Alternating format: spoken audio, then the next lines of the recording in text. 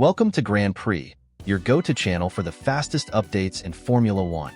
We've got 3 hot stories for you, so make sure to subscribe and hit the notification bell to stay ahead of the pack. Let's get started.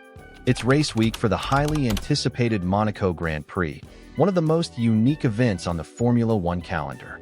Unlike most other races, Saturday's qualifying session is absolutely crucial here. It often determines the outcome of Sunday's race. Given how difficult it is to overtake on the tight, narrow streets of Monaco, securing a good starting position can make all the difference. Of course, here at Grand Prix Plus, we're bringing you all the latest details straight from the circuit, with exclusive images, updates on car setups, and other breaking news. So if you haven't already, be sure to subscribe and turn on notifications. We post videos every day covering the very best of the Formula One world. And if you enjoy this no-nonsense, straight-to-the-point content, make sure to leave a like. It really helps support our work. Now, speaking of updates from Thursday's activities in Monaco, the drivers have already started arriving at the circuit for what's known as Media Day. This is when they participate in press conferences, conduct interviews, and hold key meetings with their engineering teams to begin setting up their cars for the weekend. One driver who definitely made an entrance was Lewis Hamilton, who turned heads by arriving on a supersport motorcycle, capturing the attention of everyone around. Also present was Gabriel Bortolito, the promising Brazilian driver, giving interviews to Band TV. And, of course, the reigning world champion, Max Verstappen, is already on site and getting prepared for the action ahead. On the topic of team news, Ferrari unveiled a special livery for the weekend. While it's not a major overhaul, it does feature a meaningful tribute, a subtle nod to their long-standing partnership with Shell. This collaboration has now lasted an impressive 75 years, and to commemorate it, the number 75 has been prominently displayed next to the Shell logo on the car. Meanwhile, we've also gotten a closer look at some technical details, particularly regarding the front wings and, more notably, the rear wings of various teams' cars. These components offer key insights into the aerodynamic configurations teams have chosen for this challenging track. Monaco is famous for requiring high downforce setups due to its tight corners and low-speed sections. As expected, teams like McLaren and Mercedes have brought cars with heavily loaded rear wings, focusing on maximizing grip and cornering speed at the expense of straight-line velocity. This makes sense, as there are few long straights at Monaco where low drag would offer a real advantage. On the other hand, both Ferrari and Red Bull have opted for slightly less draggy configurations. Their setups rely more on the overall mechanical grip and downforce generated by other parts of the car to get them through Monaco's intricate corners. It's a calculated risk, hoping that their overall balance and chassis efficiency will compensate for having slimmer wing profiles. This, of course, is Monaco, a circuit where the slightest miscalculation can send a driver straight into the barriers. The track is unforgiving and demands the absolute utmost precision from every team and driver. But that's not all. There are more updates coming throughout the Monaco weekend, and you can be sure we'll cover them all here on the channel. So stay tuned. Hey everyone, welcome back with another important update from the world of Formula One. This time focusing on Aston Martin and the much-anticipated return of Adrian Newey to the paddock. For the very first time since joining Aston Martin, Newey will be present with the team this weekend, and we already have the first images of him walking through the Monaco paddock. Alongside these visuals, several new details have emerged about his role this weekend and whether he'll be making any technical contributions. Speaking about this, Aston Martin team principal Andy Cowell clarified Newey's role for the weekend. According to Cowell, Newey will initially be present as an observer, aiming to gather first-hand insights on how the data from the wind tunnel and simulations translate into on-track performance. But that's not all. He will also be closely analyzing how the entire team operates, immersing himself in the daily workflows and identifying potential efficiency improvements. Crucially, and contrary to some previous speculation, Newey will indeed be contributing actively to the team's efforts this weekend. There had been uncertainty over whether he would engage in any technical decision-making or car setup adjustments, with some believing that his role would be strictly observational. However, it has now been confirmed that Newey will leverage his vast experience from Red Bull to offer technical suggestions aimed at improving the car's setup specifically for Monaco. a circuit that demands precision engineering and optimal mechanical grip.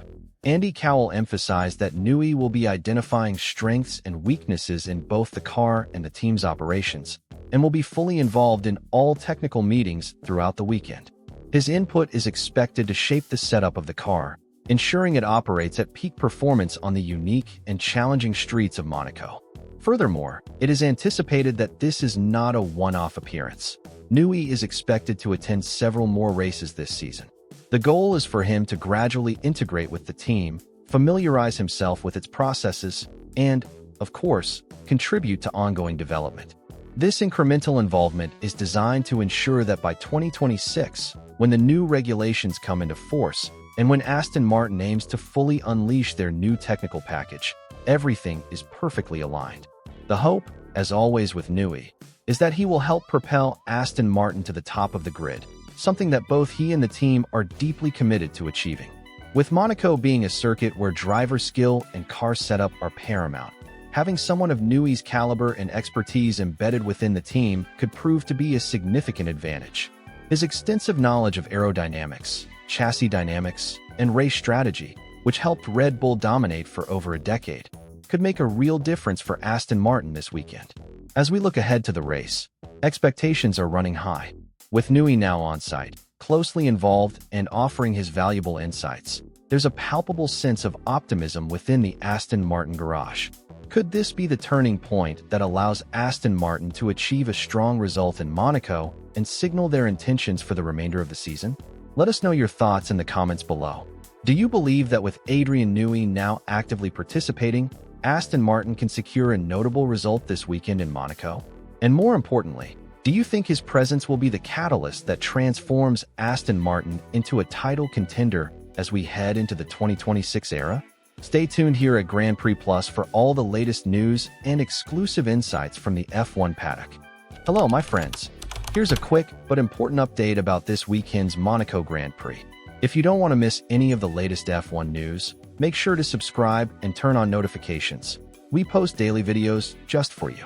And if you enjoy this kind of direct, no-nonsense content, don't forget to give it a like to support our work. Now, onto the main story.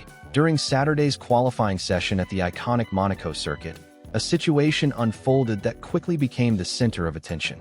An incident occurred between Lewis Hamilton and Max Verstappen, two of the sport's most competitive drivers, which led to a formal investigation by race stewards. The sequence of events began when Hamilton, who was on a slow lap, inadvertently impeded Verstappen, who was on a flying lap. This interference caused Verstappen to lose his lap time and nearly resulted in a collision between the two. The situation escalated as questions emerged about whether Hamilton should have moved aside to avoid obstructing Verstappen's fast run. However, upon reviewing the team radio communications, it became clear that the blame did not rest solely on Hamilton's shoulders. His race engineer had incorrectly informed him that Verstappen was also on a slow lap, suggesting that Hamilton didn't need to yield space. Acting on this misleading information, Hamilton continued at his pace, inadvertently setting up the scenario that disrupted Verstappen's lap. Despite this context, the stewards concluded that Hamilton still bore responsibility for impeding another driver during a critical phase of qualifying. As a result, they handed the seven-time world champion a three-place grid penalty. This sanction dropped Hamilton from what had been a season-best fourth place in qualifying down to seventh on the starting grid for Sunday's race. This decision not only impacted Hamilton's prospects, but also benefited several other drivers. Max Verstappen himself gained one position, moving up in the starting order. Additionally, Isaac Hadjar and Fernando Alonso each advanced a spot as a direct result of Hamilton's demotion. These adjustments have significantly reshuffled the grid and set the stage for what promises to be an intense and dramatic race through the tight and unforgiving streets of Monaco. For Hamilton, this penalty is particularly frustrating. Despite the error originating from his team's miscommunication, he ultimately paid the price, undermining what had otherwise been his best qualifying performance of the season so far. Now relegated to seventh, he will face the challenging task of making up ground in a race where overtaking is notoriously difficult. As for Verstappen, The incident adds even more fuel to his desire to push aggressively at the start, aiming to chase down the leaders and capitalize on every opportunity. With both Hamilton and Verstappen determined to fight their way through the grid, fans can expect a thrilling battle on race day. So, what do you think about the steward's decision? Was the penalty against Hamilton justified, given that the error stemmed from his team's miscommunication? Or should he have been spared, recognizing that he acted based on the information provided to him? Let me know your thoughts in the comments. Stay tuned. We'll continue to bring you all the key updates and analysis from the Monaco Grand Prix weekend.